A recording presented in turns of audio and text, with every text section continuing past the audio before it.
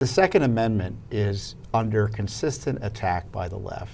And I always highlight, and it's worth reviewing I always encourage people, I'm not a lawyer, but I always encourage people to read the Supreme Court decisions because they're really written for the people.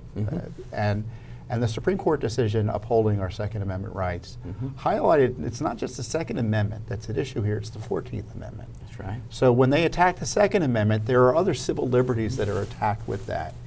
And we're kind of seeing that in New Mexico. Could you describe, A, the Biden administration's crazed obsession with banning guns? I think it's a fair way of characterizing it. It is. And respond to what you're seeing in New Mexico, and talk about another opportunity maybe for an appropriations rider to protect good citizens in New Mexico from this abuse by their governor.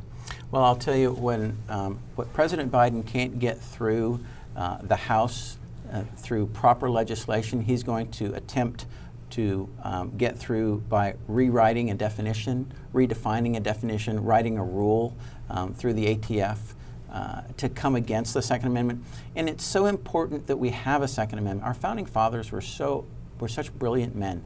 Our First Amendment, the right to speak, to assemble peaceably, to bring the government your grievances, to worship where you choose, that right is so important, but it can never be maintained without a Second Amendment.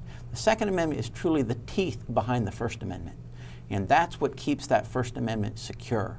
And so if you want to get at the First Amendment, you got to attack the Second Amendment first. And that's exactly what's happening.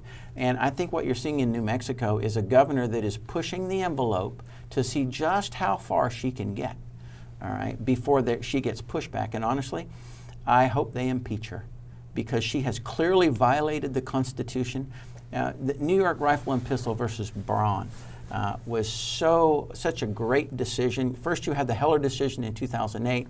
You had McDonald v. Chicago in, I think, 2012 or 2014. Now you've got this one. So the New York decision, that was the one I was referencing that mentioned the 14th Amendment being vindicated in protecting your rights to carry a weapon. That's right. 3 incredible pro-Second Amendment Supreme Court decisions. And honestly, I don't think we would have had New York Rifle and Pistol versus Braun, that incredible win, if we didn't have 3 conservative Supreme Court justices appointed by President Trump. Okay, so his legacy begins right there.